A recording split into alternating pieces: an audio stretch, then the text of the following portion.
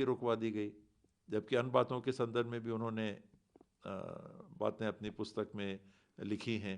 तो इस तरह से देश चल रहा है कि सेना के प्रमुख, जो हमारी सेना के प्रमुख रहे, उनकी लिखी हुई बातों पे भी रोक लगने की बातें जब सामने आ रही हैं, तब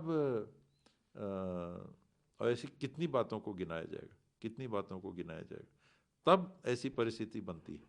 और प्रयास जारी रहेंगे मेरे को लगता है, क्योंकि मामला सिर्फ चुनाव लड़ने का नहीं, देश के स्वरूप के भविष्य का है। किस प्रकार का स्वरूप हमारे देश का रहेगा, क्या संवैधानिक ढांचा रहेगा, क्या फेडरल हमारा स्ट्रक्चर रहेगा। इस सरकार ने तो जम्मू और कश्मीर के राज्य को ही खंडित कर दिया 370 के बहाने।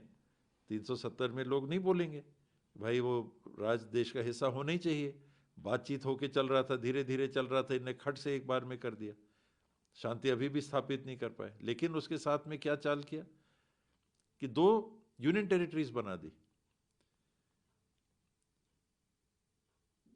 लेह लद्दाख अलग, जम्मू कश्मीर अलग, अभी तक उसमें चुनाव नहीं हो रहे। तो 370 की आड़ में इन्हें क्या किया कि एक प्रदेश को ही खंडित कर दिया। ऐसी बातें, अनेकों बातें पूरे देश में आपको देखने को मिलेंगी, अलग अलग जगह अलग अलग बातें, कितनी बातों को गिनाया जाए। लेकिन ऐसी जब परिस्थितियां हैं, तब ये विचार सामने आते हैं कि ये गंभीर गलतियां हो रही हैं, गंभीर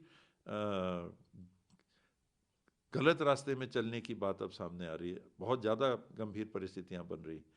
तो ये जो पहल है, ये सिर्फ चुनाव में किसको कितनी सीट वाली बात नहीं है, और बड़ी बात है।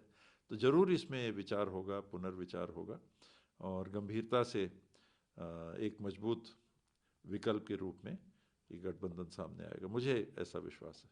सर तो आप विश्वास जता रहे हैं, लेकिन क्या ये है कि आला कमान जहां एक तरफ चीज़ें साधने की कोशिश करते हैं, तो वहीं जो पार्टी के रीजनल जो नेता हैं वो बातें कहीं ना कहीं बिगाड़ देते हैं, जिसकी वजह से ये सब देखना पड़ रहा है कांग्रेस को। ऐसा दिख रहा है, संयम बरतना चाहिए। रीजनल आपने संदर्भ दिया, तो रीजनल जो हमारे लीडर्स हैं, उनको संयम बरतना चाहिए।